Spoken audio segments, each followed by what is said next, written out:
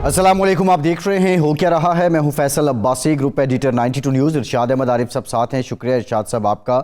डेरा इस्माइल खान में search operation के दौरान 27 दहशतगर्दों को हलाक किया गया है, जबकि सिक्योरिटी फोर्सेस के 25 जवानों ने जाम शहादत नोश किया है। बिलाशुबा पाकिस्तानी कौम, पाकिस्तान के रहने वाले अपने शहदा पे फ़ख्र करते हैं और ये यकीन है पाकिस्तान के अवाम का कि शहदा की ये कुर्बानियाँ रायगा नहीं जाएंगी।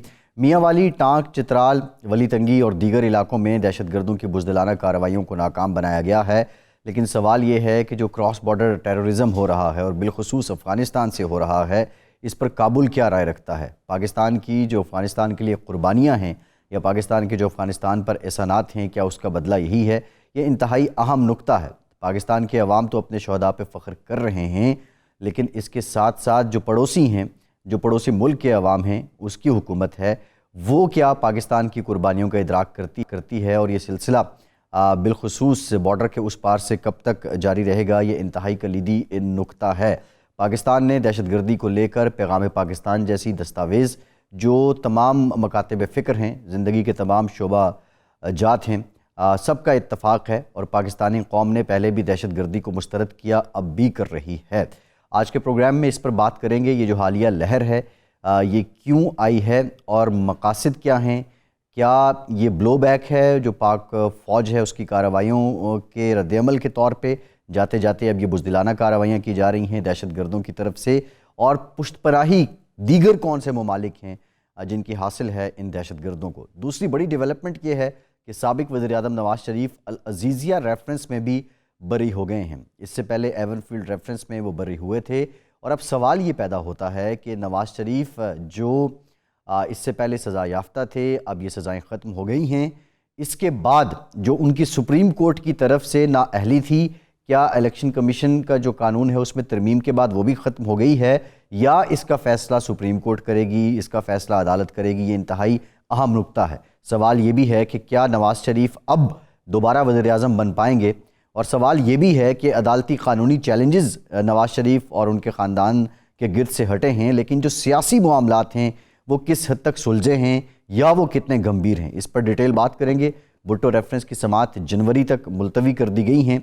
आज अहमद रज़ा कसूरी भी पेश हुए, फ़ारूक नाइक भी हुए, मुआवनीन मुकर्रर कर दिए गए हैं और इस केस पर पाकिस्तान के अवाम की, पाकिस्तान की जो सियासी कम्यूनिटी है उसकी नज़रें हैं।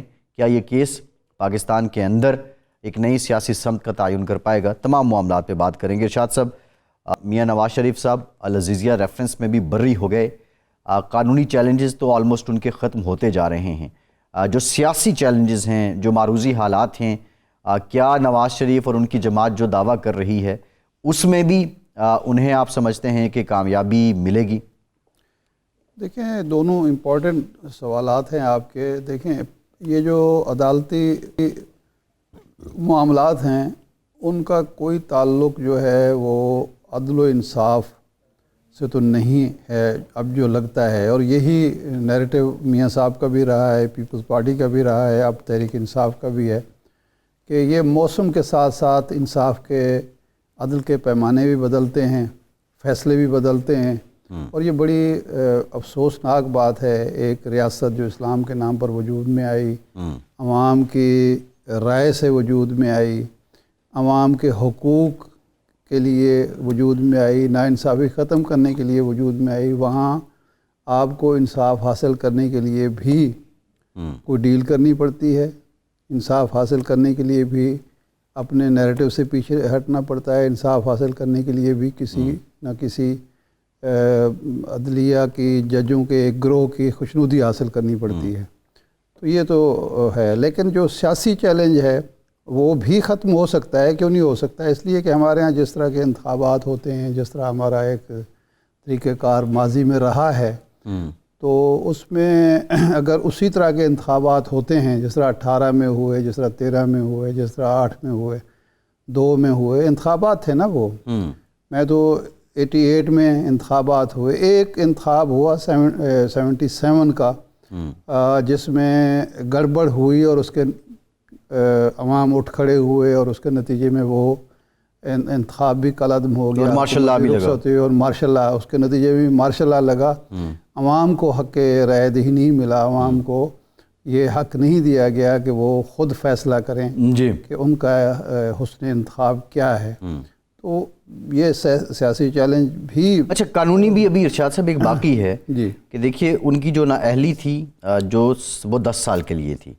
اب الیکشن کمیشن الیکشن قانون میں جو تبدیلی لائی گئی ہے، ترمیم کی گئی ہے، اس کے تحت نااہلی کی مدت 5 سال کر دی گئی ہے. میاں صاحب کو ابھی بھی with subject to the direction یا انٹرپریٹیشن آف سپریم کورٹ ہے ان کا یہ فیصلہ، یا اب he is free to fly, اب وہ لڑ سکتے ہیں الیکشن؟ دیکھیں یہ قانونی پہلو ہے.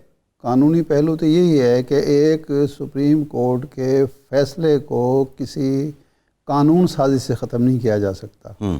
یہ تو قانونی پہلو ہے. لیکن ہمارے ہاں یہ بہت ساری چیزیں اب یہ قانون، سیاست اور جو ہے عدلیہ اور یہ گڑمڑ ہو گئے ہیں. یہ جو ایشو ہے، مثلا جتنے قانونی ماہرین ہیں مسلم لیگ نون کے، بڑے بڑے شادماغ ہیں، ان کے نزدیک 2018 میں 17 میں 18 میں جو فیصلے ہوئے وہ کمزور فیصلے تھے. اگر میاں صاحب چاہتے یا مسلم لیگ چاہتی تو ان کمزور فیصلوں کو قانونی بنیادوں پر بھی ختم کرا سکتے تھے، لیکن وہ راستہ اختیار نہیں کیا گیا.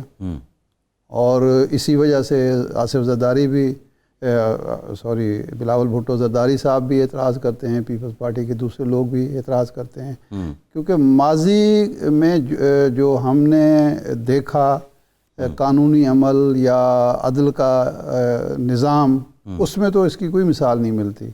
کاش کہ ان جو تقاضے قانونی تھے وہ پورے کر کے میاں صاحب بری ہوتے اور میاں صاحب کو کلین چٹ ملتی اور وہ قوم کے سامنے، انصاف کے سامنے سرخرو ہوتے. لیکن ہمارے ہاں یہ بدقسمتی کی بات ہے. یہ میں یہ نہیں کہہ رہا کہ میں سوال اٹھا رہا ہوں میاں صاحب کی بریت پر، لیکن یہ ایک تلخ حقیقت ہے جی کہ ایک طرف جو ہے 3 پیشوں پر معاملہ ختم ہو جاتا ہے اور دوسری طرف جو ہے وہ کئی مہینے اور کئی سال لگتے ہیں انصاف حاصل کرنے. بالکل ٹھیک ہے. عرفان قادر صاحب سابق اٹرنل ہیں، سابق مشیر بھی رہے ہیں وزیر اعظم کے، سینئر قانون دان ہمیں جوائن کر چکے ہیں. عرفان صاحب بہت شکریہ آپ کے وقت کا. عرفان صاحب، آج یہ جو فیصلہ آیا ہے اور ہم نے العزیزیہ میں دیکھا، ایون فیلڈ میں دیکھا کہ نیب نے ایک دم سے ہاتھ اٹھا دیے اور کل تک یہی نیب بڑی تگ و دو کر رہا تھا.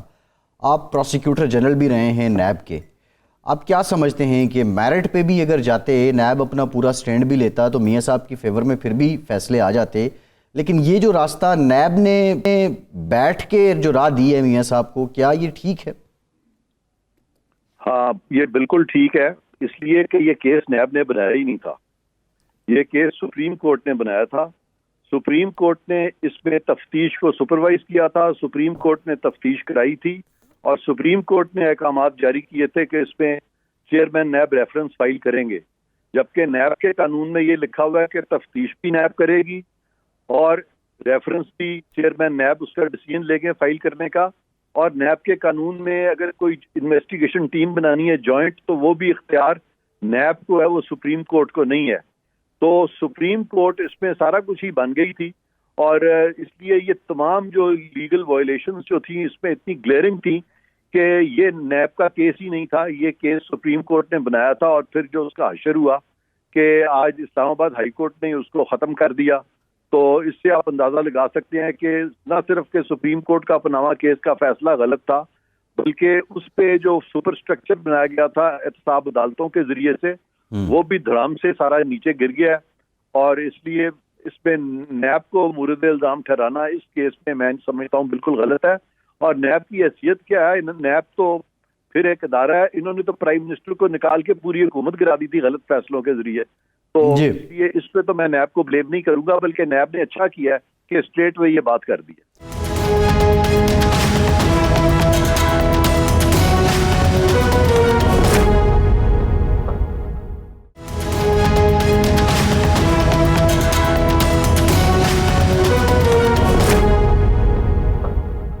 عرفان صاحب، نیب نے تو ٹھیک کیا، اچھا کیا، لیکن جب میاں صاحب نے 2018 میں اپیل دائر کی تو اب تک اپیل کیوں نہیں سنے گی؟ اس میں تو نیب قصوروار نہیں ہے. اس میں یہ جو ہماری جو جوڈیشری ہے جی، ان کو چاہیے تھا تبھی سن لیتے اور تبھی فیصلہ کر دیتے. برکیف دیر آئے درست آئے. اب انہوں نے ایٹ لیسٹ فیصلہ کر دیا ہے. اس میں جو جوڈیشری کو ڈیمیج ہوا ہے اس سارے پروسیس سے بہت بڑا ڈیمیج ہوا ہے, لیکن اس ڈیمیج کو اس وقت آج کے فیصلے سے کچھ حد تک اس ڈیمیج کو کرٹیل کیا گیا, جو کہ اچھی چیز ہے. اچھا, ایک کیس میں نیب اپیل میں بھی گئی تھی, تو اپیل تو ظاہر بات ہے سپریم کورٹ نے حکم نہیں دیا تھا, وہ اپیل میں تو خود گئی تھی جس میں برات ملی تھی میاں صاحب کو, فلیگ شپ کیس تھا میرے خیال. نہیں, وہ جب ایکویٹل ہو گیا تھا تو چونکہ سپریم کورٹ کا پیچھے خوف تھا, اس خوف کے بارے گئی تھی. اور بلکہ جب میں پروسیکیوٹر جنرل تھا تو بہت پریشر مجھ پہ ڈالا گیا تھا کہ میں اپیلیں فائل کروں NRO کیس کے بعد, اور میں نے انکار کر دیا تھا. میں نے نہیں اپیلیں فائل کی تھی. میں نے کہا تھا کہ سپریم کورٹ جو ہے وہ جو مرضی کہتا رہے, ہم اپنی کانشنس کو جواب دیں, ہم اپنے ضمیر کو جواب دیں, ہم اپنے خدا کو جواب دیں. میں نے اس وقت اپیلیں فائل کرنے سے انکار کر دیا. اچھا یہ بتائیے گا عرفان صاحب, اب جو سپریم کورٹ نے نااہلی کی مدت کا تعین کیا تھا وہ 10 سال تھی, اب جو الیکشن قانون ہے اس میں ترمیم ہو چکی ہے, نااہلی کی مدت 5 سال ہے. تو آج کے فیصلے کے بعد کیا نواز شریف صاحب ابھی پابند ہیں with subject to the decision of Supreme Court, یا وہ ایزیلی الیکشن لڑ سکتے ہیں؟ تاحیات نااہلی. بات تو یہ ہے کہ میاں نواز شریف کے کیس میں سپریم کورٹ نے 10 سال کا نہیں کہا تھا, انہوں نے تاحیات نااہلی کا. جی وہاں لفظ یوز ہوا تھا تاحیات نااہلی. بالکل. تاحیات نااہلی جو ہے وہ آئین میں کہیں نہیں لکھی ہوئی, کسی قانون میں بھی نہیں لکھی ہوئی. لہذا کوئی بھی ایسی سزا, کوئی بھی ایسی پینلٹی یا کوئی بھی نااہلی جو قانون میں نہ لکھی ہو, عدالتیں اپنے پاس سے وہ نااہلی نہیں کر سکتی. اس طرح کی نااہلی اس قسم کی کر ہی نہیں سکتی, اس قسم کی سزا دے ہی نہیں سکتی جو قانون میں نہ لکھی ہو. اب یہاں پہ جو قانون میں جتنی بھی مدت تھی بڑے سے بڑے افینس کی, وہ 5 سال سے زیادہ نہیں تھی. تو یہاں پہ یہ 62(1)(f) کا انہوں نے کس طرح سے اتنا لمبا اوپن اینڈڈ کر دیا, اس پہ کوئی منطق نہیں تھا. اسی لیے کہ ایک وضاحتی قانون آیا پارلیمان کی طرف سے, اور اس وضاحتی قانون میں بتا دیا گیا کہ اگر آپ سارا دیکھ لیں تو 5 سال سے زیادہ تو بنتی نہیں. ایون جہاں ریپ کیسز ہیں یا جہاں وہ دوسرے کیسز ہیں اس طرح کے, جہاں کسی کو قتل کر دیا, مار دیا while involving an offense of moral turpitude, تو پھر وہ تمام چیزوں میں اگر 5 سال ہے تو یہاں پہ آپ کیسے کر سکتے ہیں نااہلی جو ہے وہ اس کو کر دیں, یعنی تاحیات نااہلی کرتے. تو یہ سپریم کورٹ کا فیصلہ وائڈ اب انیشیو تھا. الیکشن کمیشن اس کو کبھی نہیں مانے گا, موجودہ الیکشن کمیشن, اور کسی کو وہ اب تاحیات نااہل نہیں کرے گا موجودہ الیکشن. لیکن قانون جو ہے, قانون بعد میں بنا ہے عرفان قادر صاحب, اور اب جو فیصلہ ہے سپریم کورٹ کا وہ پہلے آیا ہے. تو ریئل ٹائم جب آپ کی اور ہماری گفتگو ہو رہی ہے, اس کا جواب سن لیں. جی, یہ جو قانون ہے یہ وضاحتی قانون ہے. وضاحت کی ہے قانون کی ود ریٹروسپیکٹیوٹی, ماضی میں. لیگل ایکٹس جو ریٹیفائی ہوتے ہیں تو وہ ماضی سے اپلائی کرتے ہیں, اور اس پہ جو رومن میگزم ہے وہ ہے اومنس ریبیشیو ریٹرائٹر ایٹ مینڈیٹو پرائری ایکویپریٹر. اس کا مطلب ہے کہ تمام قانونی چیزیں جو یہ ماضی سے لاگو ہو جاتی ہیں اس طرح کے وضاحتی قوانین میں, کیونکہ یہ ایک لیگل چیز انہوں نے بتائی ہے اس قانون میں. سپریم کورٹ کا جو وہ تھا وہ قانون میں نہیں لکھا ہوا تھا, لہذا یہ ماضی سے یہ نافذ العمل ہو چکا ہے, اور اس کو سپریم کورٹ کا جو وائڈ اب انیشیو آرڈر ہے اس کے رستے میں نہیں آئے گا. اچھا, جہانگیر ترین صاحب بھی تاحیات نااہل ہیں, تو انہیں کسی عدالت میں جائے بغیر اب ان کی بھی اہلیت ہو گئی ہے, اب ان کو کوئی الیکشن بآسانی وہ لڑ سکتے ہیں. ہاں, ان کی بھی اہلیت ہو گئی ہے, لیکن میں پہلے آپ کو بتا دوں کہ ان کے مخالفین جو ہیں, یہ جو قانون آیا ہے 232 جس میں کہ یہ کہا گیا کہ 5 سال ہوگی, اس کو چیلنج کر دیں گے وہ عدالتوں میں. اچھا, اور جب چیلنج کریں گے تو اگر سپریم کورٹ نے اس قانون کو آئین کی کسی شق سے متصادم قرار دیا, جو کہ وہ دے ہی نہیں سکتے کیونکہ یہ متصادم ہے ہی نہیں کہ آئین کے کسی شق سے, لیکن جب تک کسی شق سے کوئی بھی عدالت اس کو متصادم قرار نہیں دے گی تب تک یہ رائج الوقت قانون ہے, اور اس کا اطلاق الیکشن کمیشن ہر اس کیس میں کرے گا جہاں تک کہ تاحیات نااہلی ہوئی ہے. اور تمام وہ لوگ جن کی تاحیات نااہلی ہوئی ہے ان کو اگر 5 سال ہو گئے ہیں تو وہ تمام الیکشن لڑ سکیں گے. نہیں، اس کا مطلب یہ ہے کہ ابھی ایک قانونی ہچ موجود ہے کہ کوئی اگر چیلنج کرے گا تو وہ ایک مرحلہ ہوگا، عدالت سے فیصلہ آئے گا تو تب ہی یہ الیکشن لڑ سکیں گے. نہیں، کوئی قانونی ہچ اس میں نہیں ہے، لیکن اگر کوئی غلط من گھڑت کیس کسی کے خلاف کر دے جو کہ عدالتوں میں ہزاروں کے حساب سے پینڈنگ ہے، میں بھی آپ کے خلاف کوئی غلط کیس کر دوں یا آپ میرے خلاف غلط کیس کر دیں جی تو وہ پینڈنگ ضرور رہے گا، مجھے تکلیف ضرور ہوگی، لیکن وہ کوئی قانونی چیز نہیں ہوگی. اچھا عرفان قادری صاحب، اس وقت جو موڈ نظر آتا ہے، عدالتیں اپنے ماضی کے غلط فیصلوں کا ازالہ کر رہی ہیں، اس سے رجوع کر رہی ہیں اور فیصلوں کو درست کر رہی ہیں، آئین کو، قانون کو درست سمت میں لے جانے کی کوشش کی جا رہی ہیں. لیکن عام طور پر یہ سوال اٹھتا ہے کہ یہ ماضی کی غلطیاں تو ہو گئیں، کیا اس وقت عدلیہ واقعی آزاد ہے، خود مختار ہے اور فیصلے وہ آزادی سے کر رہی ہے آئین کے مطابق، قانون کے مطابق؟ اب یہ سوال جو ہے کہ عدلیہ اس وقت آزادی سے کہہ رہی ہے، مثلا یہ جو ایک فیصلہ انہوں نے جو کیا ہے ابھی جی یہ ریسنٹلی جو کیا ہے، اس پہ کم از کم چونکہ لا کو فالو کیا ہے، اس لیے میں یہ نہیں کہہ سکتا کہ وہ آزادی سے نہیں کیا گیا.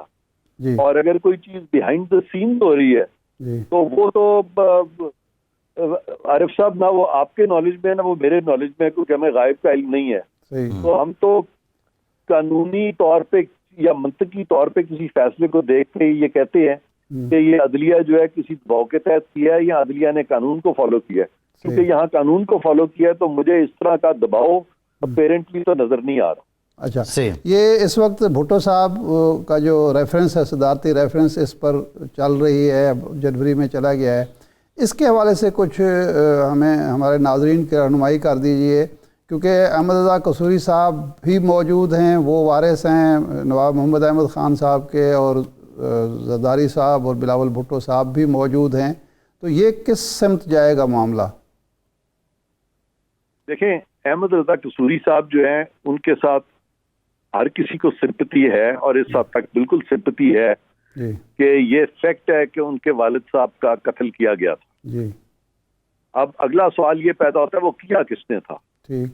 قانون میں طریقہ کار کیا ہے کہ جس سے پتہ چلے، تو وہ تو شہادت کے ذریعے، ایویڈنس کے ذریعے پتہ چلتا ہے، اور ایویڈنس بھی کہا جاتا ہے کہ ان لوگوں کا ہو جو کہ انڈیپینڈنٹ ایویڈنس ہے.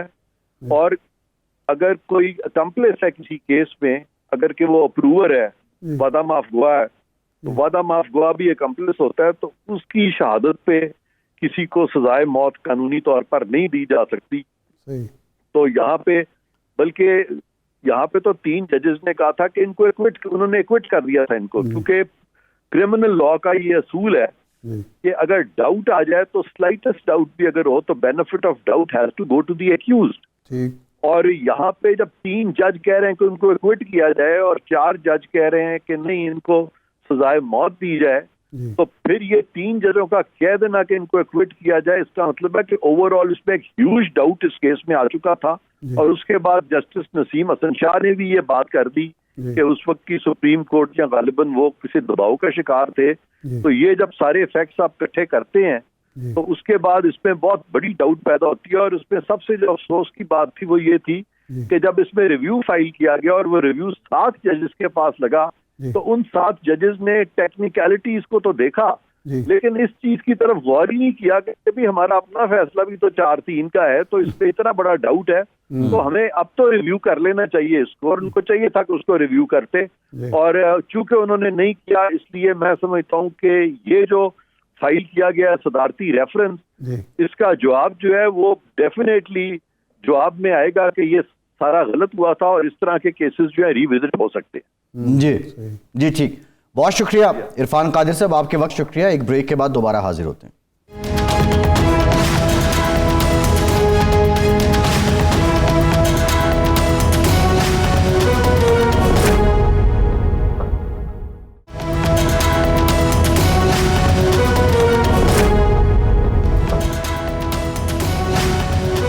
بریک کے بعد ایک بار پھر سے آپ کو خوش آمدید کہیں گے. ہمیں جوائن کیا ہے دفاعی تجزیہ کار سید محمد علی صاحب نے، نیشنل سیکیورٹی ایکسپرٹ بھی ہیں. علی صاحب بہت شکریہ آپ کے وقت کا. علی صاحب، آج پورے پاکستان میں فضا اس لیے سوگوار ہے کہ سیکیورٹی فورسز کے 25 جوان ہیں وہ شہید ہوئے ہیں. لیکن ساتھ ہی ساتھ 27 دہشت گردوں کو بھی ہلاک کیا گیا ہے. ولی تنگی میں، میاں والی میں، چترال میں، ٹانک میں دہشت گردوں کی کارروائیوں کو ناکام بھی بنایا گیا ہے. ابھی جو حالیہ لہر اٹھ رہی ہے یہ تو کلیئر ہے کہ افغانستان سے اس کو سپورٹ حاصل ہے. کیا یہ جاتے جاتے کی کارروائیاں ہیں، بلو بیک ہے، یا یہ پورے منظم طریقے کے ساتھ کوئی بڑی پلاننگ کر رہے ہیں شرپسند؟ بہت شکریہ جی. پہلے تو میں آپ کے توسط سے میں اپنے جو پاکستان فوج کے جوان، افسر، انٹیلیجنس آفیشلز اور لا انفورسمنٹ ایجنسی کے جو لوگ ہیں ان کو خراج عقیدت پیش کرنا چاہوں گا کہ جو اپنی ہر وقت ملک و قوم کی سلامتی کے لیے جان نچھاور کرنے کے لیے تیار رہتے ہیں. تو پاکستان کی پوری قوم کی جانب سے ہم ان کو سلام پیش کرتے ہیں. دوسرا پہلو جو ہے وہ یہ ہے کہ یقیناً جو اس خطے کی تصویراتی صورتحال ہے اس وقت، اور جو پاکستان اس وقت استحکام، خوشحالی اور ترقی اور یہ ریجن جو ہے وہ کنیکٹیوٹی کے توسط سے ترقی کی منازل طے کرنا چاہ رہا ہے، تو ہمارے دشمن یقیناً اس میں روڑے اٹکانے کی اور اس پروسیس پہ منفی طور پہ اثر انداز ہونے کی کوشش کر رہے ہیں. البتہ جو ہماری حال ہی میں کامیابیاں حاصل ہوئی ہیں دہشت گردی کے حوالے سے، ان کو اب یہ جو دہشت گرد چونکہ دے آر آن دا رن اور وہ پسپائی اختیار کر رہے ہیں، تو یقیناً ان میں سے چند گروہوں کی یہ کوشش ہے کہ وہ اس دوران پاکستان کی افواج کو نشانہ بنائیں. لیکن اگر آپ مختصر 2 منٹ دیجئے تو اس کا 5 اہم ترین جو اس کے پہلو ہیں وہ میں ناظرین کے سامنے رکھنا چاہوں گا. سب سے پہلی جو بات ہے کہ یقیناً یہ جو جنگ ہے یہ صرف ہماری لا انفورسمنٹ ایجنسی اور افواج نے اکیلے نہیں لڑنی ہے. اس میں ان کو مکمل طور پہ ہماری قوم، ہماری سیاسی قیادت، ہماری سیاسی جماعتیں اور تمام سول جو لا انفورسمنٹ ادارے ہیں ان کا مکمل تعاون جو ہے وہ حاصل ہونا چاہیے. اور دوسری بات یہ ہے کہ ایک پہلو جو اس کا کم جس پہ غور کیا جاتا ہے وہ نظریاتی ہے، اور وہ آپ کے توسط سے ناظرین کو بتانا اس لیے ضروری ہے کہ پیغام پاکستان کے توسط سے، جیسا کہ آپ جانتے ہیں کہ پاکستان کے تمام مکاتب فکر کے جید علماء نے ان دہشت گرد حملوں کو حرام قرار دیا تھا اور اس کے خلاف فتویٰ بھی موجود ہے. اور یہ جس سے یہ بات ثابت ہوتی ہے کہ ان دہشت گرد تنظیموں کا اسلام سے کوئی تعلق نہیں ہے، اور نہ صرف پاکستان بلکہ اسلام کے بھی دشمن ہیں. تو یہ پیغام جو ہے آپ کے توسط سے تمام مساجد میں، امام بارگاہوں میں، مدارس میں اور دینی درسگاہوں میں پہنچنا چاہیے، تاکہ ہم آپس میں کوئی ایسی غلط فہمی اور گیپ نہ آنے دیں جس کو دہشت گرد استعمال کر سکے. یہ پہلا پہلو ہے. دوسرا پہلو جو ہے وہ بدقسمتی سے سفارتی ہے، جس طرح کہ آپ نے بھی حوالہ دیا کہ بدقسمتی سے بدستور افغانستان کی سرزمین جو ہے دہشت گرد تنظیمیں استعمال کر رہی ہیں ان حملوں کے حوالے سے.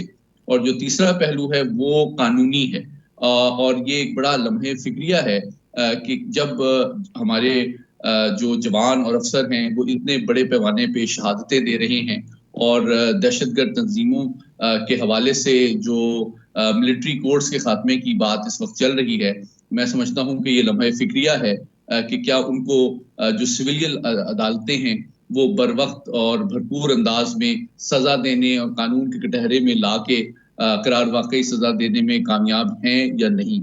یہ اس کا تیسرا پہلو ہے. چوتھا پہلو اس کا مالی امداد کے حوالے سے ہے، جس کے لیے ہمیں جو اکنامک کریک ڈاؤن ہے انلیگل اکانومی پہ، بلیک اکانومی پہ، وہ بھی بہت ضروری ہے تاکہ جو مالی معاونت ان دہشت گرد تنظیموں کی ہے اس کا خاتمہ کیا جا سکے. لیکن اس وقت الیکشن سے پہلے جو سب سے اہم پہلو ہے اس کا وہ یہ ہے کہ ایتھنک پالیٹکس کے حوالے سے وہ سیاسی جماعتیں جو کہ اس وقت ایک غیر محتاط بیانیہ بنا رہی ہیں کہ ہم انلیگل جو افغانی پاکستان میں موجود ہیں ان کی باضابطہ اور باعزت واپسی کا جو عمل ہے اس پہ اثر انداز ہونے کی جو کوشش ہے، یقیناً وہ پاکستان کے قومی سلامتی کے تقاضوں سے مطابقت نہیں رکھتی. اور میں یہ توقع کروں گا اور آپ کے تھرو اپیل بھی کروں گا کہ الیکشن کے حوالے سے اس سے پہلے تمام سیاسی جماعتیں جو ہیں وہ اپنے شارٹ ٹرم الیکٹورل پالیٹکس کے لیے ایتھنک پالیٹکس نہ کریں، اور یہ جو قومی سلامتی کے اہم ترین ضروریات اور تقاضے ہیں کہ تمام غیر ملکی جو غیر قانونی طور پہ پاکستان میں مقیم ہیں یا جعلی دستاویزات پہ یہاں رہ رہے ہیں، ان کا پاکستان سے واپس جانا پاکستان کی قومی سلامتی کے لیے ایک اہم ترین ضرورت ہے۔ اچھا محمد علی صاحب، ایک تو مقصد یہ نظر آ رہا ہے دشمن کا جو بھی ہے کہ ہمارے ہاں جو سیاسی استحکام ہے یا معاشی استحکام ہے وہ نہ آ سکے، لیکن کیا اس کا مقصد الیکشن کا التوا بھی ہے؟ کیونکہ توقع یہ کی جا رہی ہے کہ جب وہ عوام کے منتخب نمائندے آئیں گے تو مزید استحکام آئے گا اور اس پالیسی کو آگے بڑھایا جائے گا، یہ بھی مقصد ہے ان کا؟ دیکھیے، میں اس حوالے سے یہ کہوں گا کہ یقیناً جو ہمارے دشمن ہیں وہ چاہتے ہیں کہ پاکستان کے خلاف، چونکہ آپ جانتے ہیں کہ ہائبرڈ وار ہے یا جس کو 5th جنریشن وارفیئر کہا جاتا ہے، جس کا مقصد یہ ہے کہ پاکستان کو سیاسی طور پر مستحکم، معاشی طور پر مضبوط اور سفارتی طور پر مؤثر نہ بننے دیا جائے۔ تو اس حوالے سے وہ کوئی موقع ہاتھ سے جانے نہیں دیتے، اس لیے بہت ضروری ہے کہ آپ کے ذریعے سے، آپ کے توسط سے یہ آواز اور یہ پیغام پاکستان کے ہر کونے اور ہر شہری تک پہنچے کہ اس وقت تمام ہمارے جو سیاسی جماعتیں ہیں ان کے لیے ضروری ہے اپنے سیاسی مفاد میں بھی، پاکستان کے قومی سلامتی کے تقاضوں کے حوالے سے بھی، اور میں سمجھتا ہوں کہ پاکستان کی فوج کو بھی یہ توقع ہے کہ وہ تمام باہمی اختلافات جو ہے ان کو قومی سلامتی کے حوالے سے جو تقاضے ہیں ان پر اثر انداز نہ ہونے دیں اور کوئی ایسا قدم نہ اٹھائیں، ایسا بیانیہ نہ مرتب کرے اور ایسی سوچ کو پروان نہ کرنے دیں جس کا فائدہ ہمارے دشمن چاہے ملک کے اندر ہوں یا باہر وہ اٹھا سکیں۔ صحیح ہے۔ یہ جب 2015 میں، 16 میں، 14 میں اس وقت یہ بہت معاملہ بڑھا، آپریشن ضرب عضب ہوا، تو ایک اتفاق رائے قومی پیدا ہوا، یہ پیغام پاکستان بھی اسے سے سیکھ کری ہے، ایک نیشنل ایکشن پلان وجود میں آیا جس کے 2 نقطے بڑے اہم تھے۔ ایک تو یہ تھا کہ جو سول ادارے ہیں ان کو مضبوط کیا جائے گا تاکہ وہ مقابلہ کریں اس صورتحال کا۔ اس میں کافی ساری کوتاہیاں ہوئی، کمزوری ہوئی، سول ادارے آج بھی پاک فوج مقابلہ کر رہی ہے پورے تن من دھن سے۔ اور دوسرا اس کا جو پہلو تھا وہ پیغام پاکستان تھا کہ ایک ہم آہنگی ہم نے سیاسی، سماجی، مذہبی، لسانی وہ علاقائی پیدا کرنی ہے۔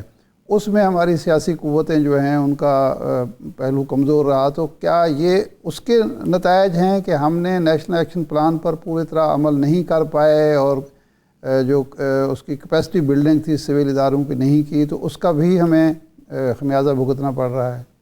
بہت اہم سوال کیا آپ نے۔ میں سمجھتا ہوں کہ یہ ایک افسوسناک حقیقت ہے کہ 2018 سے لے کے 2022 کے دوران نیشنل ایکشن پلان کے حوالے سے اس طرح تسلسل سے پیش رفت ان تمام معاملات میں نہیں ہوئی جتنا کہ قومی سلامتی کی ایک بہت اہم ضرورت اور ضمانت تھی۔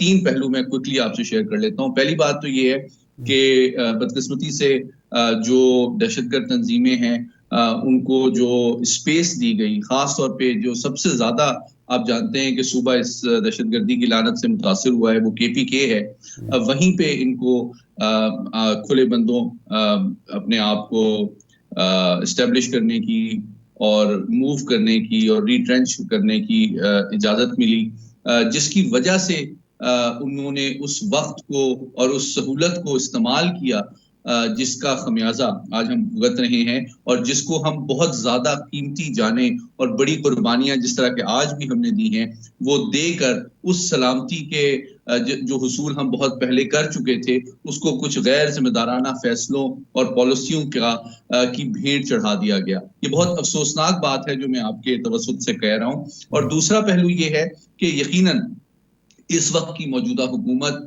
اور جو موجودہ پاک فوج کی قیادت ہے اس نے یہ دانش مندی اور بصیرت کا مظاہرہ کیا کہ دہشت گرد تنظیموں سے مذاکرات یا ان کو کوئی ہمدردی جو ہے وہ ایک اسٹریٹجک بلنڈر ہوتی ہے، ایک فاش غلطی ہوتی ہے اور ان کا مکمل اور مجموعی طور پہ خاتمہ ہی پاکستان کی سلامتی کی ضمانت ہے۔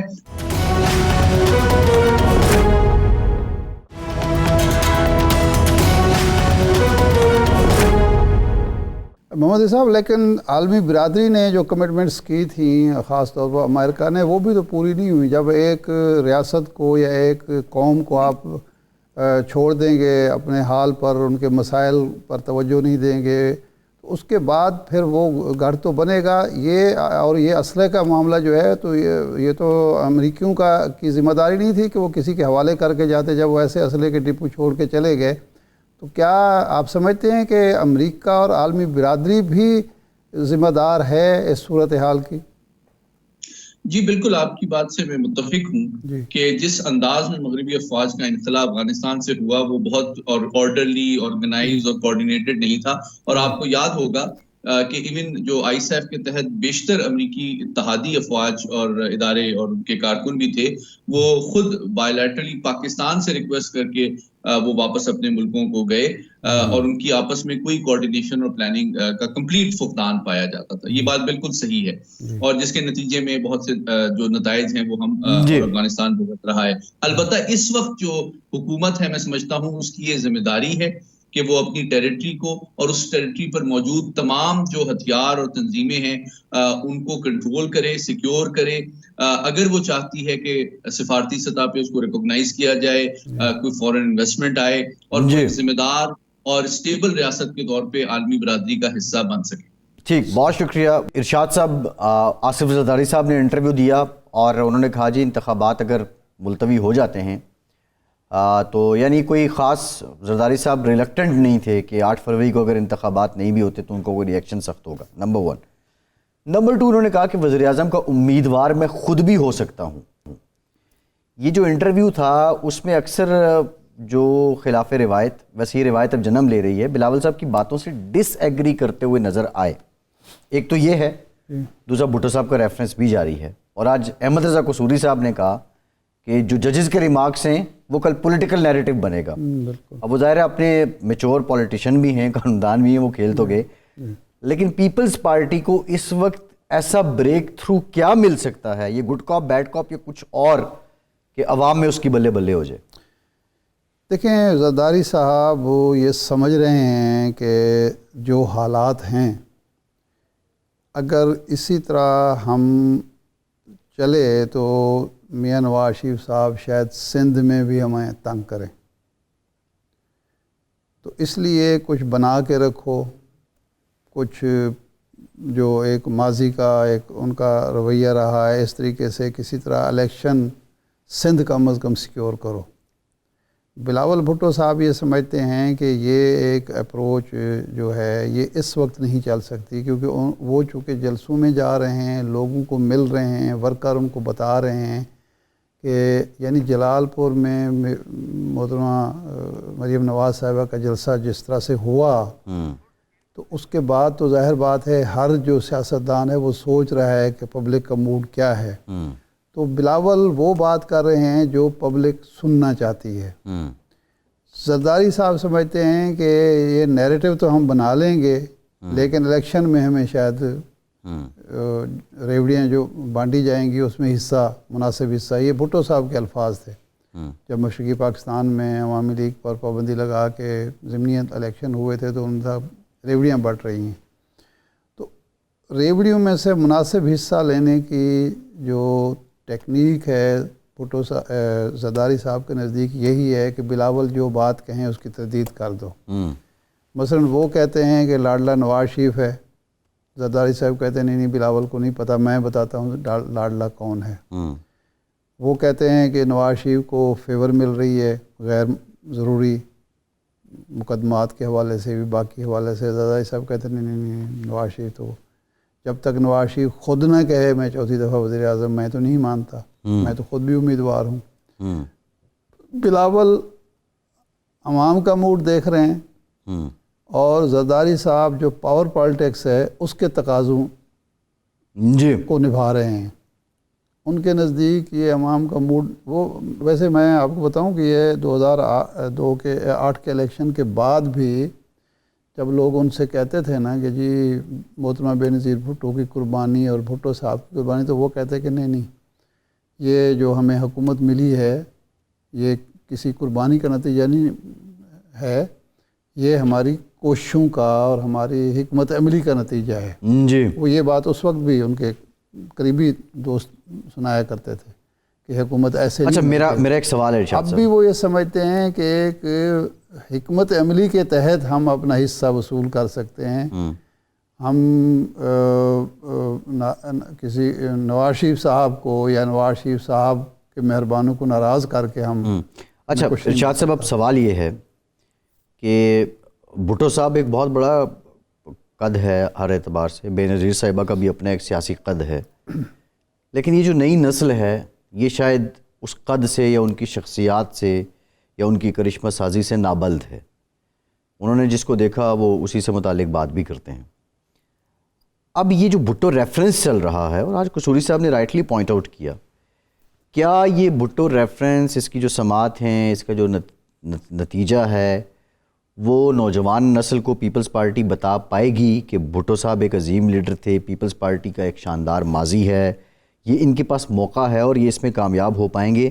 یا جس روش پہ یہ ہیں آپ سمجھتے ہیں کہ بہت بڑا فیصلہ بھی اگر آ جائے، سب کے سب جن لوگوں نے فیصلہ دیا ان کے خلاف کوئی فیصلہ آ جائے، پیپلز پارٹی نے یہی بس اسی خواب خرگوش میں ہی رہنا ہے؟